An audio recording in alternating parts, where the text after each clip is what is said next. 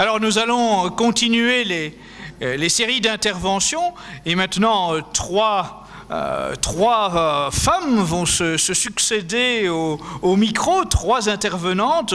Vous voyez, on dit souvent que nous sommes misogynes, etc. Eh bien, vous allez avoir trois femmes qui vont défendre avec féminité une vision de la France authentique. Alors, donc vous allez avoir dans l'ordre Marion Sigaud, Virginie Vota et Valérie Bugeaud. Marion Sigaud va ouvrir cette série d'interventions avec une conférence intitulée « La République contre la France et contre les Français ». Merci Alain, merci à vous d'être là. J'ai déjà parlé de ce sujet il y a quelque temps, mais on ne pourra jamais suffisamment ressasser ces vérités qui ont été tellement occultées pendant tellement d'années. Voilà. La République, dont tout le monde se réclame, enfin dont beaucoup de gens se réclament encore aujourd'hui, est née 3 ans après le début de la Révolution, et la Révolution, dite française, est une succession de coups d'État. Réunis pour régler le problème de la dette publique, dette qui avait été savamment organisée depuis près de 30 ans, les États généraux se sont auto-proclamés Assemblée nationale le 17 juin 1789 sans aucun mandat pour ce faire. Les gens qui avaient voté pour, qui avaient donné leur doléance aux députés aux États généraux ne leur ont jamais demandé de voter une constitution et de renverser la royauté telle qu'elle fonctionnait. Des violences affreuses ont été organisées par les affidés du duc d'Orléans. Le duc d'Orléans était grand maître de la franc-maçonnerie de l'époque. Le 14 juillet, ces affidés prennent le pouvoir à Paris et organisent une force armée bourgeoise, la Garde nationale. Le 14 juillet est une tentative de coup d'État, ça n'a pas été d'État, ça a été municipal. Paris est tombé entre les mains des factieux. Le 5 et 6 octobre 1789, second coup d'État de l'Assemblée constituante, donc l'Assemblée des États généraux s'était autoproclamée Assemblée constituante, donc second coup d'État de cette Assemblée constituante qui ramène le roi à Paris. Il est privé du droit de participer à la confection des lois alors que c'était sa raison d'être. Et le roi n'est plus le roi. A-t-on demandé au peuple français ce qu'il en pensait? Évidemment que non. En août 1791 sont organisées des élections à l'Assemblée législative et à ces élections, seuls les possédants votent. Il fallait avoir un certain revenu et une certaine imposition pour pouvoir voter. Vous voyez bien que la majorité du peuple français a été d'emblée exclue de cette révolution. Le 20 avril 1792, presque 3 ans ont passé, alors que tout le bassin parisien est en état d'insurrection contre la cherté des vivres et l'interdiction de fixer le prix du pain. Cette fixation du prix du pain s'appelait la taxation, donc il est interdit de taxer le blé et tout le bassin parisien est en état d'insurrection. L'Assemblée, à ce moment-là, déclare la guerre à l'Autriche-Hongrie.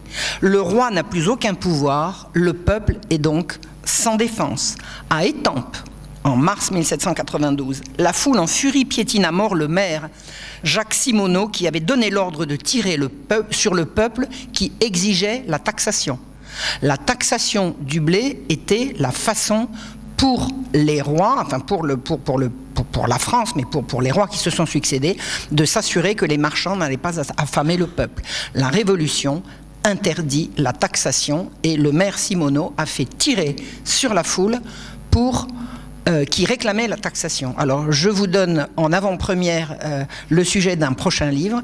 La troupe a refusé de tirer sur la foule et c'est le maire qui a été piétiné par la dite foule. Jacques Simonot sera le premier martyr de la liberté. La liberté, c'est la liberté du commerce, la liberté de s'enrichir, qui est la raison d'être de cette révolution bourgeoise et commerçante. La mobilisation aux frontières calmera les séditieux. L'Assemblée a voulu faire signer au roi un décret de déportation des prêtres réfractaires. Qu'est-ce qu'un prêtre réfractaire? C'est un prêtre qui, en conscience, ne veut pas signer sa soumission au pouvoir civil et à l'économie de marché. Parce que c'est ça, la Constitution. La Constitution constitutionnalise l'économie de marché et on demandera aux prêtres de se soumettre à cette constitution et les prêtres refusent en conscience. Le roi a le droit de refuser de signer cet acte de déportation et ce droit, il en use. C'est donc un tyran. C'est donc un tyran. Et un assaut violent et terrible est lancé le 20 juin 1792 contre le château des Tuileries. Imagine-t-on que le roi, grand benet comme on le présente dans l'histoire, s'est laissé faire? Pas du tout, pas du tout. Écoutez ce qu'il a écrit au lendemain de cette sédition terrible. Le roi n'a opposé aux menaces et aux insultes des factieux que sa conscience et son amour pour le bien public. Le roi ignore quel sera le terme où ils voudront s'arrêter. Mais il a besoin de dire à la nation française que la violence, à quelque excès qu'on veuille la porter, ne lui arrachera jamais un consentement à tout ce qu'il croira contraire à l'intérêt public. Comme représentant héréditaire de la nation française, il a des devoirs sévères à remplir et s'il peut faire le sacrifice de son repos, il ne fera jamais le sacrifice de ses devoirs. Dans l'état de crise où elle se trouve, le roi donnera jusqu'au dernier moment à toutes les autorités constituées l'exemple du courage et de la fermeté. En conséquence, il ordonne à tous les corps administratifs et municipalités de veiller à la sûreté des personnes et des propriétés. Voilà contre qui les factieux sont arrivés en force le 20 juin 1792. En fait, le roi est désarmé, on lui a retiré sa garde. On va organiser une nouvelle fête de la Fédération. La première avait eu lieu en 90. Et on écrit à Marseille pour qu'ils envoient 600 hommes qui sachent mourir et des canons. Pourquoi je vous parle de Marseille? Parce que c'est le début de la marche des Marseillais qui vont arriver en chantant la marseillaise que je ne peux plus, depuis que j'ai compris ça, chanter, alors que je l'ai chanté des dizaines et des dizaines de fois dans ma vie. En fait, qui sont les Marseillais? Ce sont le rebut des prisons du pourtour méditerranéen rassemblés à Marseille qui vont commencer leur marche vers Paris. À Paris, un député marseillais monte à la tribune. Il dit que ce sont des spadassins, des suppôts de mauvais lieu, que tout a été trouvé bon. Les véritables Marseillais y sont en petit nombre. Les véritables Marseillais de la garde nationale sont partis aux frontières puisque la guerre est déclarée. Donc les fameux Marseillais qu'on envoie sont des rebuts des prisons de Marseille et de la Provence. Ils arrivent à Paris le 30 juillet en chantant le fameux hymne qui va porter leur nom. Le maire de Paris, ils vont semer la terreur et personne ne les arrêtera. Le maire de Paris les autorise à commettre toutes les exactions en toute impunité. Il pourchasse jusque chez eux les députés qui votent mal à l'Assemblée. La force publique est entre les mains du maire, Petion, qui est franc-maçon, et de la commune de Paris. La commune de Paris, c'est la municipalité qui est arrivée au pouvoir à Paris le 14 juillet. La chute de la royauté est décidée par ces gens, par un directoire secret des fédérés réunis aux Jacobins. Qu'est-ce que les Jacobins?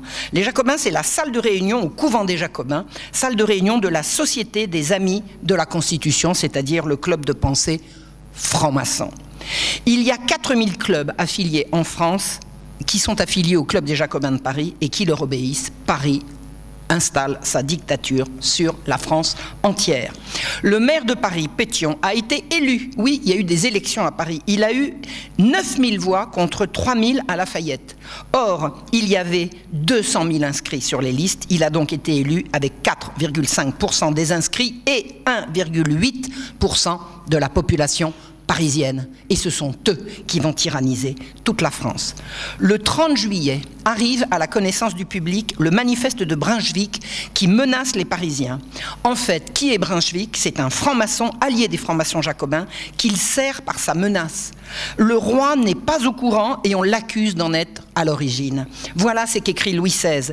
Il circule depuis quelques jours un écrit intitulé « Déclaration du duc de Brunswick, commandant des armées combinées de leur majesté l'empereur et le roi de Prusse ». Cet écrit ne présente aucun des caractères qui pourraient en garantir l'authenticité. Il n'a été envoyé par aucun de mes ministres dans les diverses cours d'Allemagne qui avoisinent le plus nos frontières. Ceux qui savent ce que valent à mes yeux le sang et la fortune du peuple croiront à mes incertitudes et à mes chagrins. On fait croire que le manifeste a été écrit sur ordre de Louis XVI, ce qui est faux, il n'est même pas au courant, alors qu'il est avéré que le duc de Brunswick était de connivence avec les Jacobins. Merci. Depuis le roi écrit le 31 juillet. Depuis plusieurs jours, la tranquillité publique est troublée dans la capitale et des actes de violence s'y répètent avec une scandaleuse impunité. Ça vous rappelle quelque chose? On est en train de préparer ça en France. On laisse des bons ariens qu'on a armés semer la terreur et ensuite on prendra les grands moyens. C'est ce qui se prépare. Hier en particulier, dit le roi, pendant toute la journée, des vexations sans nombre ont été commises. Les propriétés, les personnes, rien n'a été respecté. Des citoyens ont été arrêtés dans leur route, plusieurs ont été insultés, quelques-uns même ont été victimes des coups qui ont été portés dans les Champs-Élysées. Et par un attentat à la liberté individuelle plus inconcevable encore, 2 citoyens ont été constitués prisonniers par les Marseillais et détenus en charte privée dans cette même ville où les détentions arbitraires ont été justement placées au nombre des crimes que notre législation punit le plus sévèrement. Le roi n'a plus aucun pouvoir pour arrêter ces horreurs.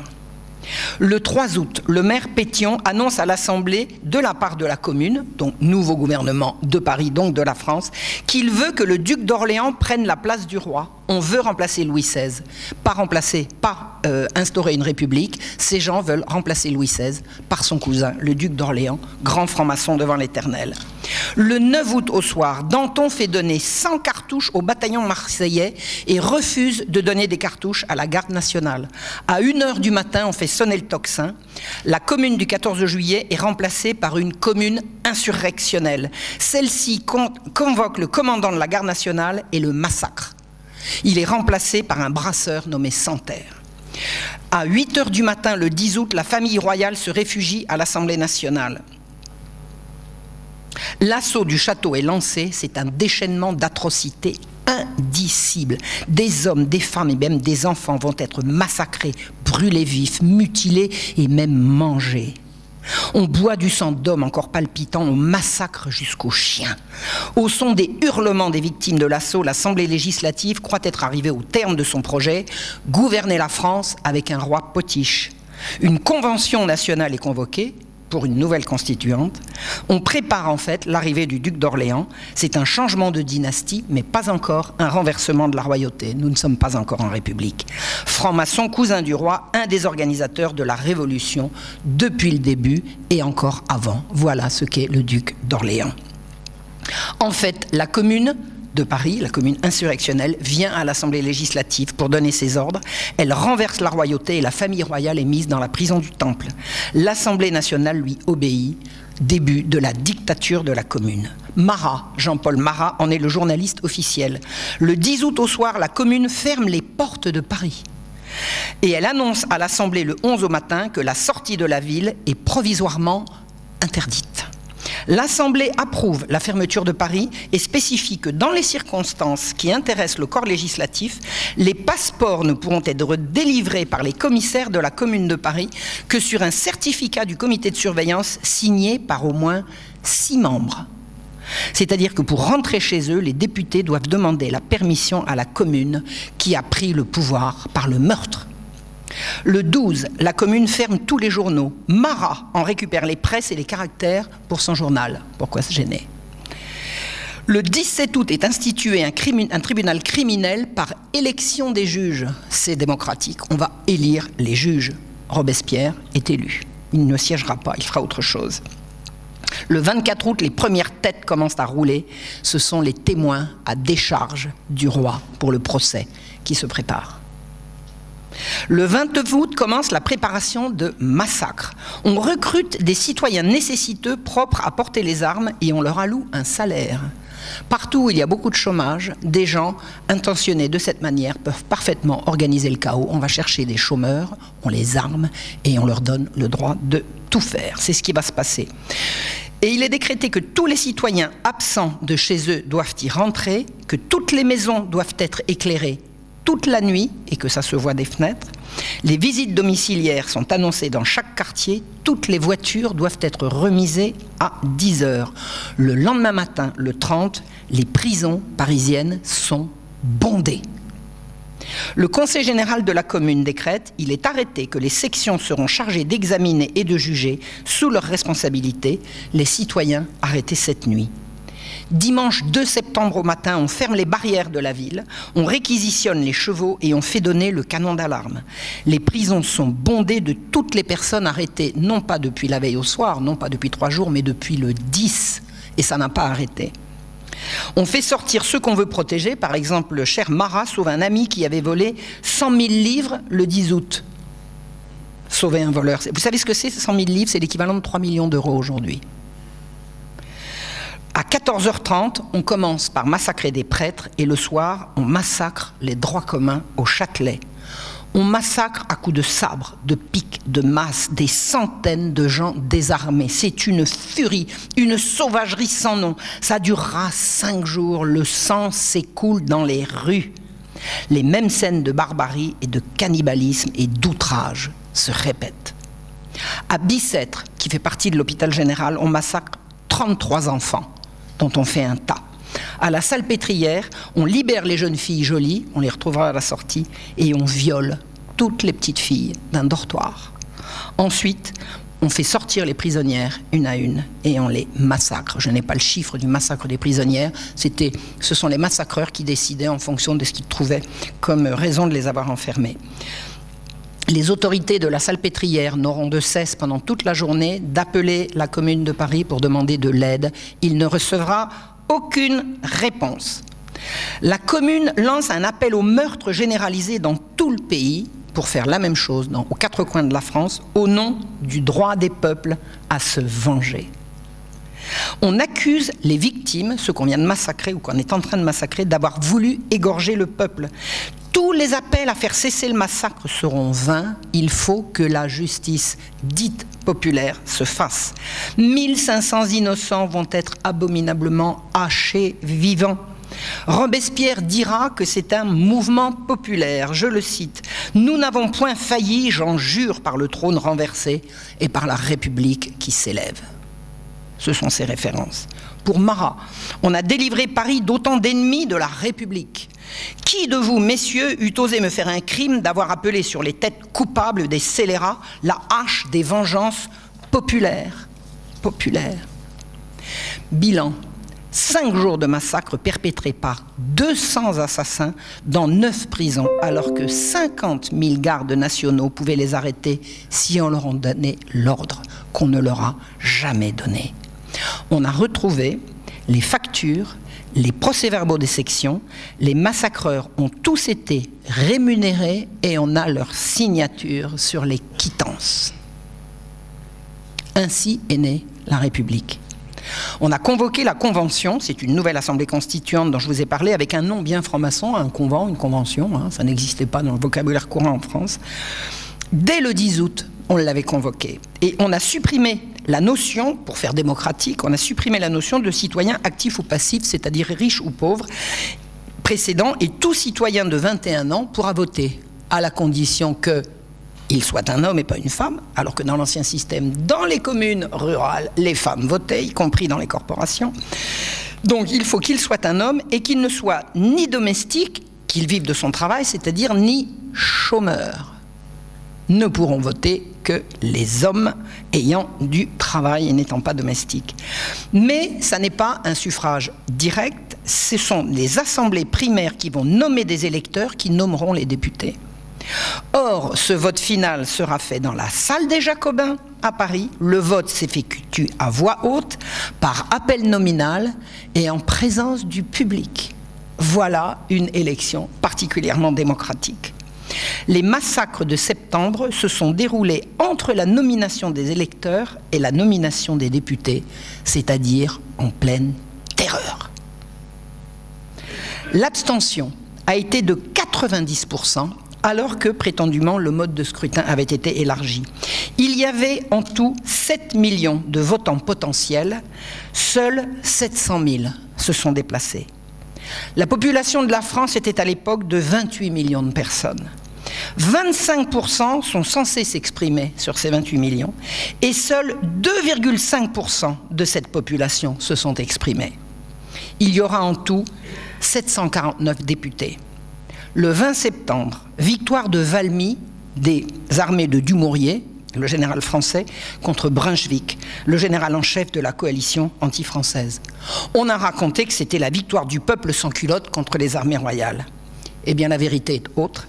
Dumouriez et Brunswick ne sont pas seulement tous les deux francs-maçons, ils appartiennent tous deux à l'ordre des frères de Saint-Jean l'évangéliste d'Asie et d'Europe, qui est une secte satanique issue du sabbataïsme et du franquisme, qui prône l'ordre nouveau par le chaos, le mal pour le mal et par le mal.